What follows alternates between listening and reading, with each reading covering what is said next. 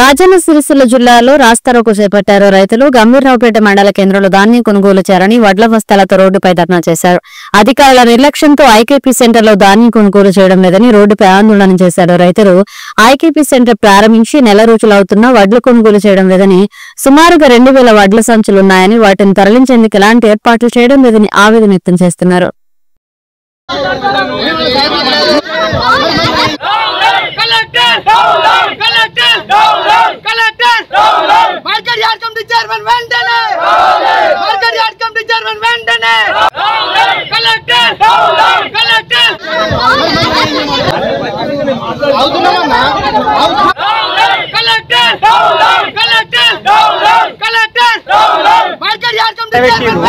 నాతో పాటు ఇంకా ఇద్దరి రైతులే 200 సంచులు పెట్టి 900 బ్యాగుల సంచి ఇక్కడ ఉన్నది.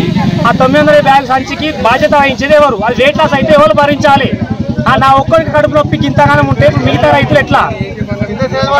చెదలు పడుతున్నాయి సంచులు, వర్షం పడితే దాన్ని తడిసినాక ధాన్యాన్ని ఎవరు కొంటారో ఎవరు తీసుకుంటారు, మాకు సంబంధం లేదంటే లాస్ట్కి నా పేరు మీద 10 సంచులు కడిగేస్తా అంటే ఎవరు భరించాలి?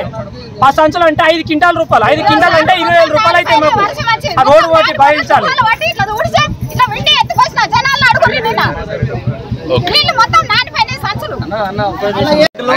గత నెల రోజుల నుంచి ఐకేపీ సెంటర్లు చాలా అయినాయి. ఇప్పటి వరకు పట్టించుకొని అధికారులు, కలెక్టర్ గారు మరియు తహసీల్దార్ గారు ఇదివరకు పట్టించుకోవడం లేదు.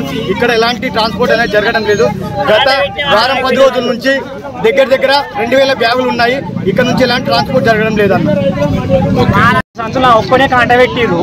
నాతో పాటు ఇంకా ఇద్దరి రైతులే 200 సంచులు పెట్టి 900 బ్యాగుల సంచి ఇక్కడ ఉన్నది. ఆ 900 బ్యాగుల సంచికి బాధ్యత వహించేది ఎవరు? అది వెయిట్ లాస్ అయితే ఎవరు భరించాలి? నా ఒక్కరికి కడుపు నొప్పికి ఇంతగానం ఉంటే మిగతా రైతులు ఎట్లా?